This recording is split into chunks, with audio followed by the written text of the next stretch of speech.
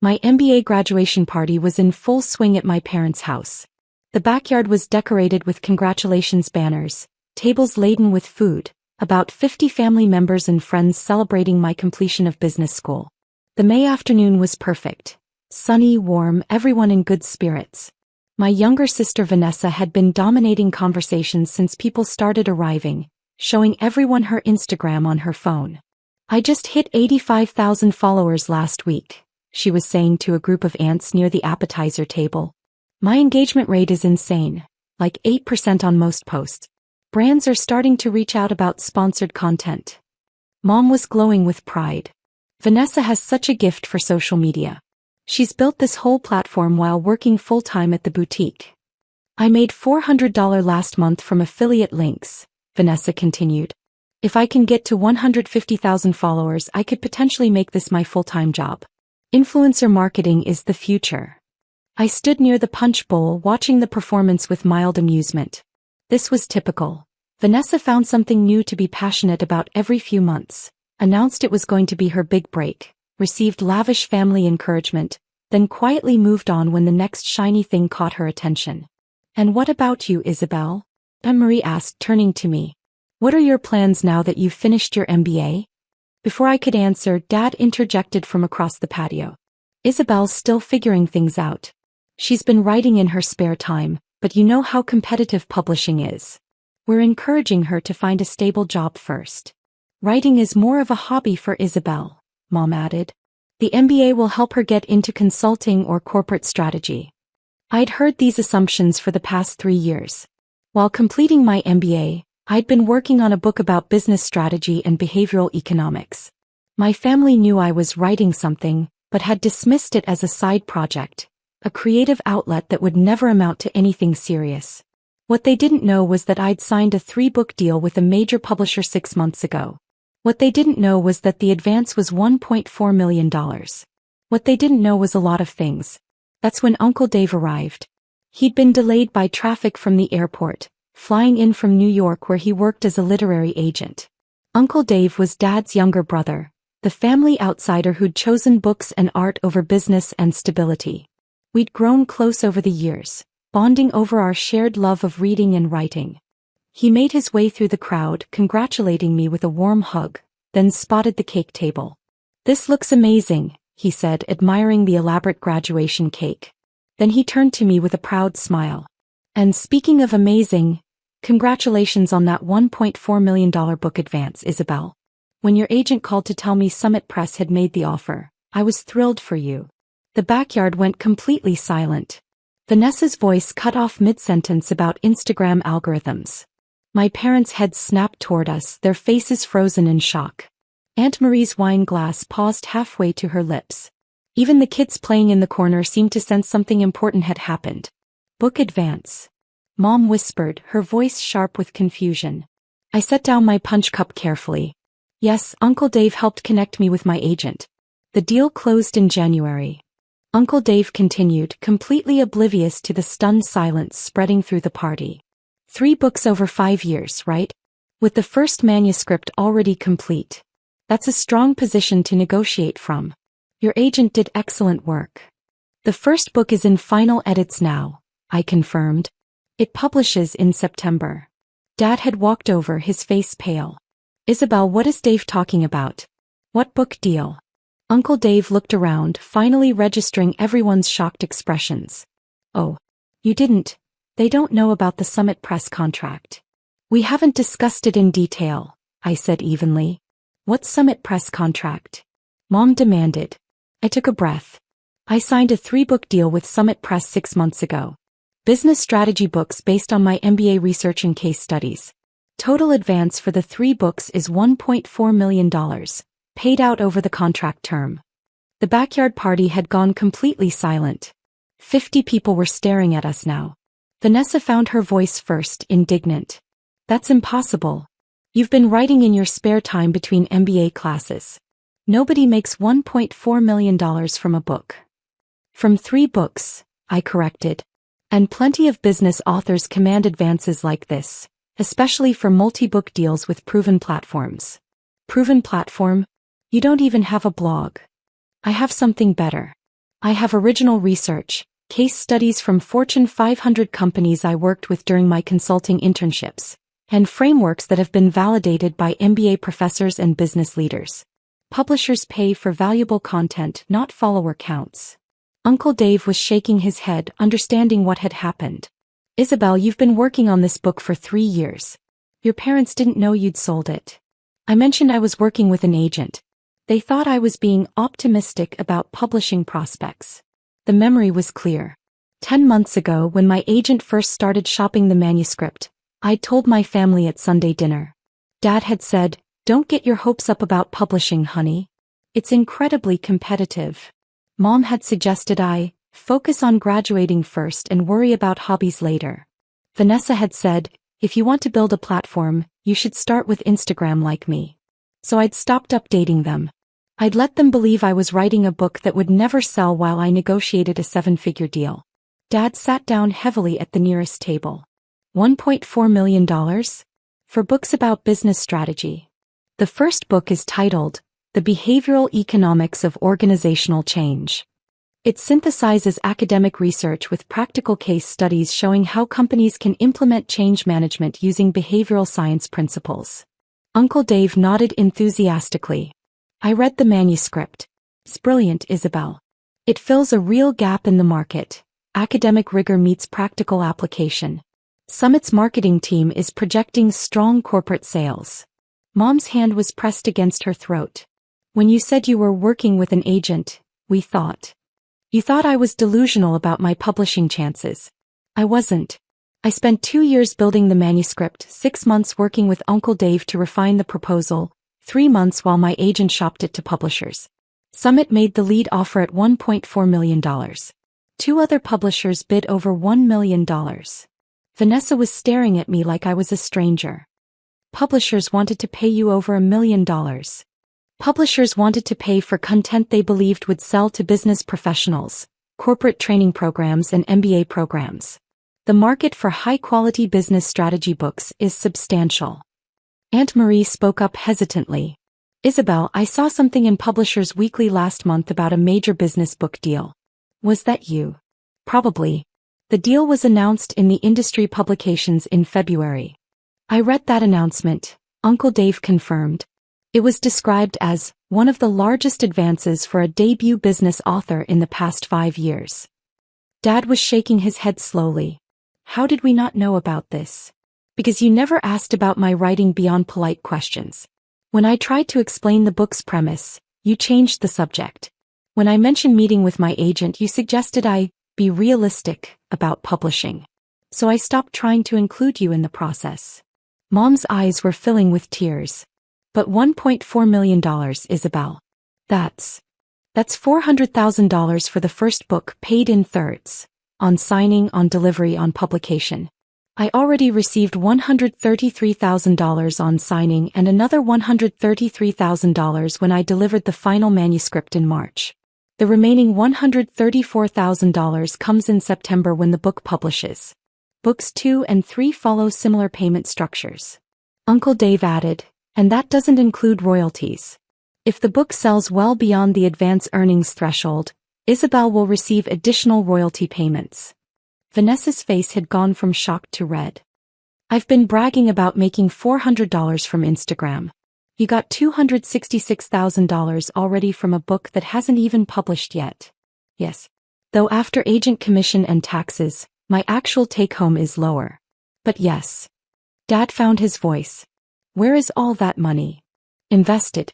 I put $180,000 into index funds and kept $60,000 liquid for living expenses.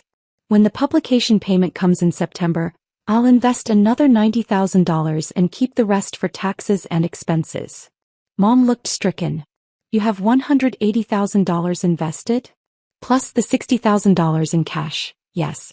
When all advance payments are complete over the next 5 years, I'll have received approximately $950,000 after commissions and taxes, assuming I deliver all 3 books on schedule.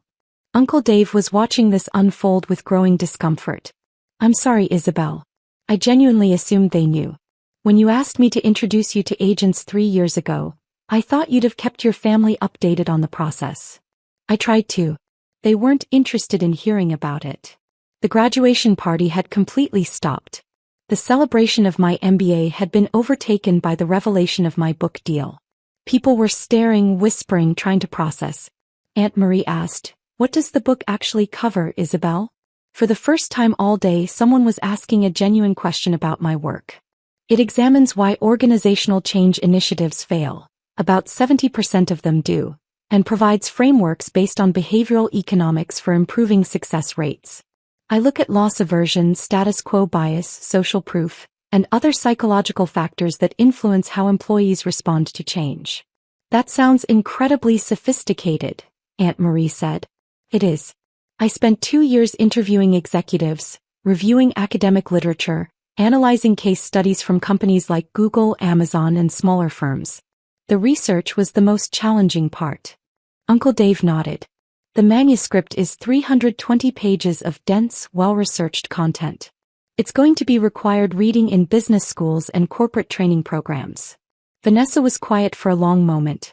Then she asked, her voice small, "So when you said you were too busy to help me with my blog strategy last year?" I was on deadline for the manuscript. I was writing 2,000 words per day while finishing my MBA coursework, working with my agent on revisions and preparing the book proposal. I didn't have time to help you optimize Instagram engagement. But you didn't tell me you were writing a book that would make you a millionaire. I told you I was working on a book. You said blogging and social media were where the real opportunities are. So I let you focus on your path while I focused on mine. Dad was processing, his analytical mind working through implications. What happens after you receive all the advance money? If the book sells well, I'll start receiving royalty checks. Business books typically sell steadily over many years to corporate buyers. If I'm lucky, the book could generate income for a decade or more. And the other 2 books? Book 2 is about decision-making frameworks in uncertain environments. Book 3 examines organizational culture and performance metrics. I've already outlined both. I need to write them over the next 4 years to fulfill the contract. Mom wiped her eyes. So you're going to be a published author? In September, yes. Summit has a strong marketing plan. Corporate speaking engagements, podcast interviews, business conference presentations. They want to position me as a thought leader in organizational change. Uncle Dave added, the publisher is investing significant resources in Isabel's career. They see this as a long-term relationship, not just 3 books. Vanessa asked quietly, "Do you even need a job now? With all that money?" "I'll need to work eventually, yes. The advance money is spread over 5 years, and writing 3 books while building a platform is essentially a full-time job. But I have flexibility most people don't have." "That must be nice." I studied my sister, hearing the bitterness in her voice. "It's the result of 3 years of 60-hour weeks while completing an MBA. I wrote at 5 a.m. before classes. I wrote on weekends when you were posting Instagram stories. I chose delayed gratification over immediate validation. Different choices, different outcomes." Dad spoke quietly. "I told you writing books wasn't a viable career path. You did. You were wrong." "I was wrong," he acknowledged. "I'm sorry." The graduation party slowly resumed around us, but the energy had fundamentally shifted. The celebration was supposed to be about my MBA, but now everyone was processing the book deal instead. As afternoon turned to evening and guests began leaving, various family members approached me. Aunt Marie wanted to know about the publishing process. Cousin Tom asked about behavioral economics. Even Vanessa's friend asked how to get a literary agent. Mom pulled me aside as we cleaned up. "Can we talk? Really talk? About what? About your writing. About the book. About everything we missed." For the first time in 3 years, my mother was asking about my actual work instead of dismissing it as a hobby. "The book is everything I learned in my MBA translated into practical frameworks that companies can actually use," I explained. "It's not theoretical. It's actionable. That's why publishers were willing to pay for it." "Can I read it?" "You can read the final version when it publishes in September." "I want to read it now. I want to understand what you've been working on while we weren't paying attention." I pulled out my phone and emailed her the final manuscript. It's 320 pages. It's dense. But it's good work. Dad joined us, his expression serious. "Isabel, I owe you an apology. A real one. I waited. I dismissed your writing because it didn't fit my definition of a viable career. I assumed you were being unrealistic, naive about how hard publishing is. I didn't take you seriously. No, you didn't. Can you forgive me? I looked at my father, who'd spent 3 years subtly suggesting I give up on writing, now realizing his daughter had secured a 7-figure book deal. I forgive you. But I need you to understand something. I didn't keep the book deal secret to hurt you. I stopped sharing updates because you made it clear you didn't believe in the project. I should have believed in you. Yes. You should have. Uncle Dave found me as the last guests were leaving. I'm proud of you, kid. You did something most people only dream about. Thank you for introducing me to Rachel, I said, referring to my agent. None of this happens without that connection. Rachel was excited from the first proposal. She knew you had something special. Vanessa approached hesitantly. Can we talk? Uncle Dave excused himself, leaving us alone by the now empty cake table. I've been a bitch to you about your writing, Vanessa said. For years. Yes, you have. I kept telling you to build a social media platform like me. I implied your book was a waste of time. I remember. I'm sorry. I was wrong. Thank you. Can you teach me? Not about writing, but about building something real instead of just chasing followers. I studied my sister carefully. What do you mean? I have 85,000 followers and I made $400 last month. You wrote a book and made $266,000. My engagement might be high, but your ROI is insane. Despite everything, I almost smiled. Different models. Social media can be lucrative if done right. But it requires constant content creation and platform dependence. My book is a product that can sell for years with minimal additional work. Will you teach me how you did it? The research, the writing process, the agent search, all of it. If you're serious about learning, yes. I'm serious. Driving home that evening, I thought about the day's revelations. My graduation party had turned into an unexpected unveiling of my success. The shock on their faces when Uncle Dave mentioned the advance. The silence when I explained the 3-book deal. The dawning realization that they'd completely underestimated me. But here's what struck me. Their knowing changed nothing about what I'd built. The contract was signed. The first book was edited and ready for publication. The advance money was invested. My success existed whether they acknowledged it or not. Their pride was welcome. Their apologies were appreciated. Their new interest felt validating. But I'd already validated myself through 3 years of early mornings, countless revisions, and professional recognition from publishers who believed in my work. I'd already won. I'd won when Summit Press made their offer. I'd won when I held the signed contract. I'd won when I received that first advance check and realized I'd actually done it. Their recognition was just the epilogue to a story I'd already written. Literally. I pulled into my apartment complex, the modest place I'd lived throughout business school, funded by advance money they didn't know existed. Tomorrow I'd review page proofs for the September publication. Next week I'd record a podcast interview about organizational change. Next month I'd start outlining book 2. My life would continue exactly as it had been. Focused, disciplined, and built on work that mattered to me regardless of external validation. The only difference was that now my family finally understood what Uncle Dave and my agent had known for months. I was already a successful author. The book was already sold. The career was already launched.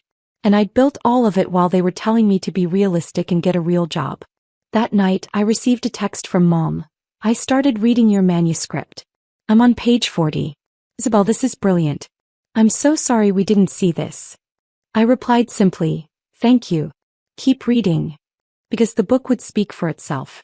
Just like my success had been speaking all along. They just hadn't been listening.